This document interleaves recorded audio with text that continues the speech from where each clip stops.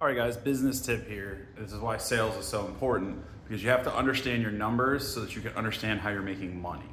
So your closing ratio factors, your closing rate gets affected by a lot of numbers. The most important numbers that are available are your cost of leads. How much does a lead cost? How many leads do you need before you convert into a sale? So your cost per acquisition. And then what is the profit on that sale, whether you collect the profit right now or it's a future sale, like if you have a recurring monthly. So that can be referred to as lifetime value. I know there's a couple of different ways to look at it. I like to call that the lifetime value. What is the profit that we make off of a customer, all said and done? And then how long do they stay with us? So in this example, I used $1,000 as their lifetime value.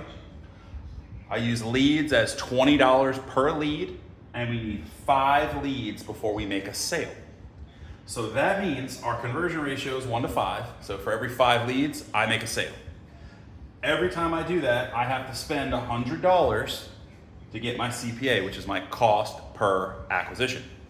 Now there are other factors as well that go into this, but I'm trying to make this as clear and concise and simple as I can. You have to factor in overhead, other costs, time to money. There's a lot of things, but let's keep it really simple because most businesses operate without this at all. We need to operate with at least a basic knowledge. So what you have to figure out is, what do your leads cost? How many leads do you need before you make a sale? And then how much money do you actually make on the sale? So when I put this loan about $1,000, that's all said and done. The widget could have been $10,000, but we made $1,000 net profit. It doesn't matter. It could be $100,000. The numbers are irrelevant. We're using the net number as 1,000. So that means our cost per acquisition is a 1 to 10 ratio. That's really good. That's why, like, insurance works really well if these numbers reflect your numbers. Now, when the numbers start getting a little screwy, that's when we have to really take a look at the business. What are we doing? So let's sub in some different numbers here, and let's say that instead of $20, it's $100 per lead. Our cost per acquisition now becomes $500, and our loan to value, our business is now 1 to 2. So the previous business was crushing it because 10 to 1 is really good. That's a great ratio. They can be a lot higher than that as well, but normally at least 3 to 1, you need to at least be somewhere in that range. If you're less than 3 to 1, you're probably not being able to grow very efficiently because your costs are something screwy there. So why this matters is your conversion ratio stayed the same, so your closing percentage is the same. The difference is your cost per lead skyrocketed from $20 to $100. This happens in industries all the time, specifically when there's more competition or people are beating the ads to death, whatever the reason may be. That you have to really look at because your sales numbers didn't go up accordingly. So you either are underpriced or you have a very heavy competition that just entered your marketplace, all of which are affecting how you make money. And if you aren't aware of this, particularly in insurance, home improvements, B2C type businesses, you're gonna struggle to grow because you're always going to be low on money, low on cash flow, because you're spending a lot and you're not getting that much back. Because that means you're basically spending $500 to make $1,000, and you may not be making that 1,000 all at one time. Because say you have a reoccurring service, it might take you a year to recover that 1,000. Got to be very mindful of this. So it normally results in a few things. You either have to increase your pricing, good thing, decrease your lead costs, can be really tough, or increase your closing percentage, meaning you get more skill than 1 to 5. Because these numbers, again, if you go back to, if we go 1 to 2, well now, meaning every 2 leads you sell, even at the higher price, you're at $200 CAC, or cost per acquisition, and now you're at 5 to 1, or 1 to 5, however you want to write it.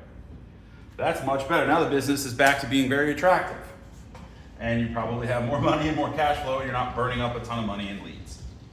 And why that's so important and why people don't seem to focus on it is they never figure out what those numbers are. So if you have those numbers, normally they're going to be in your CRM. You pull that data and you do that analysis.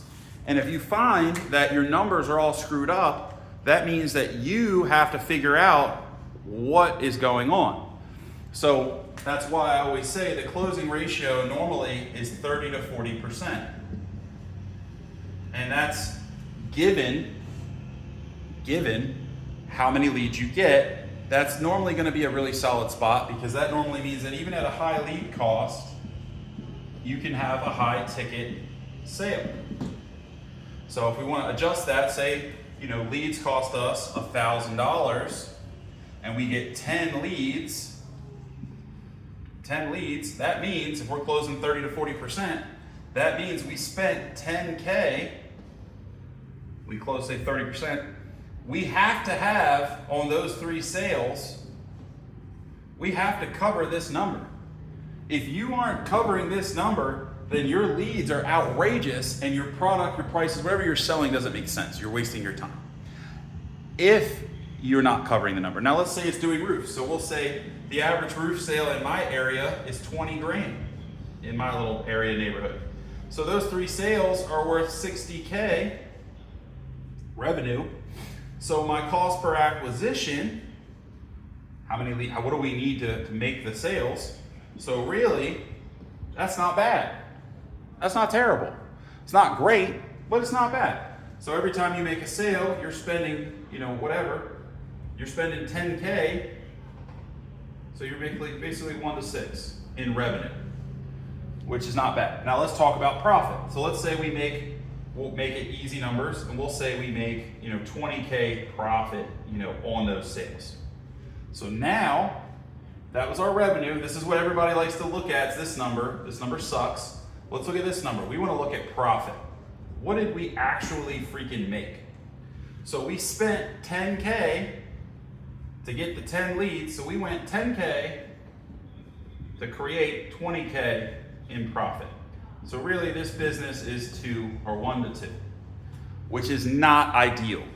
It's not bad, it's not the end of the world, but it's not going to be super scalable because your lead cost is so high and you don't close very many of them. So your options: increase your sale price to 25. Now this is 75K. And since we know that 25K is this, we'll add the 15K right on it because our cost didn't change, we just increased our prices.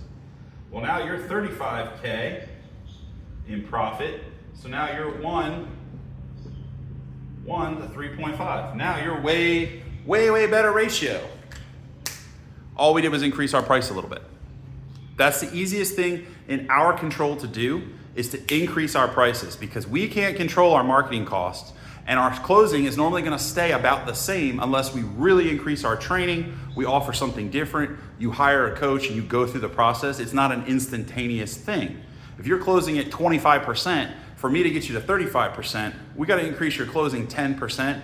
We're probably going to have to fire a few people and we're going to have to retrain all of them. It's not easy.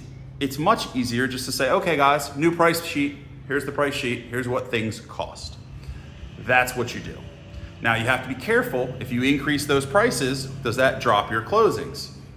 It's a double-edged sword. That's why I recommend gradually increasing the pricing, seeing how the market reacts to it, and increasing your training. Because if you do both, number one, if the market reacts negatively even a little bit, training is always going to be positive. There's never a negative to training unless you have to fire everyone. And even then, in 2 months, you're going to be back to golden because you have all new reps that are all trained properly, and all the old weak reps, they didn't make it. Pretty simple. Write it down. If you have any questions,